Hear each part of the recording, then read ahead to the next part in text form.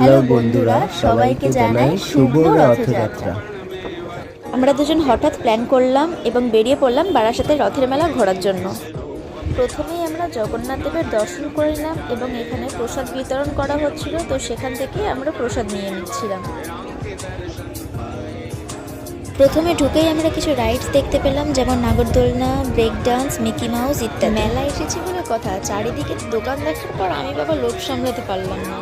আমি কিছু জিনিসপত্র কিনে নিলাম, তো সেটা বাড়িতে গিয়ে দেখাবো। পুরো মাঠটা 2-3 বার চক্কর মারার পর এবার পেয়ে গেছে খিদে, তাই দেখছিলাম যে কি খাওয়া যায়। স্ন্যাক্সের স্টল এখানে প্রচুর রয়েছে। আমরা দুজনে নিয়ে নিলাম মোমো আর ঘুগনি।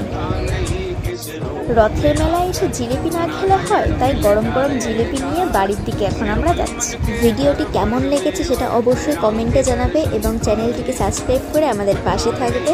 দেখা হবে পরের কোনো ব্লগে। জয় জগন্নাথ।